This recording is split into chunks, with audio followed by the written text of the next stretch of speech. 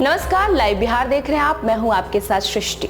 बिहार में तिरहुत स्नातक एमएलसी निर्वाचन क्षेत्र उपचुनाव के लिए आज मतदान किया गया है। इसमें शिवहर, सीतामढ़ी, वैशाली और मुजफ्फरपुर के 197 बूथों पर सुबह 8 बजे से शाम 4 बजे तक वोट डाली गई है। शाम 4 बजे तक 47% मतदान भी किया गया है। 9 दिसंबर को मतों की गिनती भी हो जाएगी। VO1 बिहार में तिरहुत स्नातक एमएलसी निर्वाचन क्षेत्र उपचुनाव के लिए आज कड़ी सुरक्षा व्यवस्था के बीच मतदान कराया गया है। मतदान के लिए 4 जिलों में 197 बूथ बनाए गए थे। इनमें 89 मूल और 108 सहायक मतदान केंद्र थे। मुजफ्फरपुर में 89, सीतामढ़ी में 54, वैशाली में 48 और शिवहर में 9 मतदान केंद्र बनाए गए थे। सभी सीटों पर शांतिपूर्ण मतदान कराया गया है। एमएलसी चुनाव को लेकर सभी राजनीतिक पार्टियां अपने जीत की दावेदारी पेश कर रही हैं। जदयू प्रमुख प्रवक्ता नीरज कुमार ने कहा है कि हमारे उम्मीदवार की जीत तय है।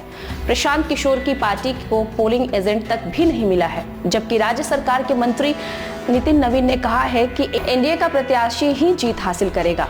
महागठबंधन को पहले भी बिहार की जनता ने 4 सीटों पर हुए उपचुनाव में अपना मूड वैसे भी बता दिया है।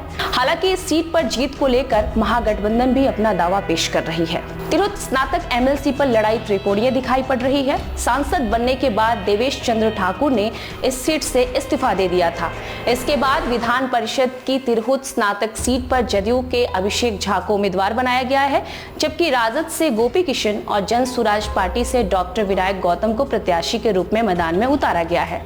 लोजपा रामविलास से बगावत कर निर्दलीय चुनाव लड़ रहे राकेश रोशन भी मैदान में है। बड़ी बात तो ये है कि इस सीट पर जदयू और जन सुराज की सीधी टक्कर मानी जा रही है। डॉक्टर विनायक गौतम इलाके के काफी रसूखदार व्यक्ति माने जाते हैं। VO फाइनल आपको बता दें कि इस बार तिरहुत स्नातक एमएलसी चुनाव में कुल 18 प्रत्याशी मैदान में खड़े हैं। इस चुनाव में 1,54,888 मतदाता को अपने मत का प्रयोग करना था। इनमें मुजफ्फरपुर में 67,547, सीतामढ़ी में 43,000, वैशाली में 37,640 और शिवहर जिले में 6,641 स्नातक उत्तीर्ण मतदाता हैं। हालांकि प्रत्याशियों की जीत हार मत पेटी में बंद हो गई है।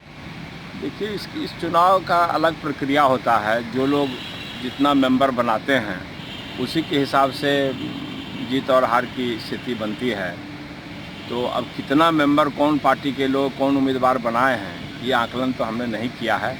इसमें सीधा यही है कि ये दलगत चुनाव नहीं है। इसमें जो जितनी संख्या में सदस्यता बनाए होंगे उसकी जीत होगी। और प्रशांत किशोर भी इस बार भी चुनाव में गए हैं, क्या लगता है कुछ असर पड़ेगा उनके जाने से? प्रशांत किशोर जी के राजनीति में आने का जो अर्थ था वो स्पष्ट हो चुका है और बिहार की जनता ये समझ चुकी है कि ये भारतीय जनता पार्टी के लिए ही काम कर रहे हैं। इसमें कोई संशय अब नहीं रह गया है। जिस तरह से उन्होंने मांझी को मदद की, जिस तरह से इन्होंने बेलागंज में मदद की वोट काट के, तो इनका मुख्य उद्देश्य ही यही है कि महागठबंधन के वोट में किस तरह से सेंधमारी किया जाए। उसी हिसाब से वो उम्मीदवार भी देते हैं कि महागठबंधन को नुकसान हो जाए। कहीं उन्होंने भारतीय जनता पार्टी जदयू को नुकसान करने का तो काम नहीं किया। आप लोग खुद पत्रकार हैं, समझदार हैं, ये आकलन कर चुके होंगे कि प्रशांत किशोर का मतलब क्या है, उनके राजनीति में आने का मतलब क्या है। वैसे हमारे प्रत्याशी अभिषेक झा ताकत से वहाँ लड़ रहे हैं।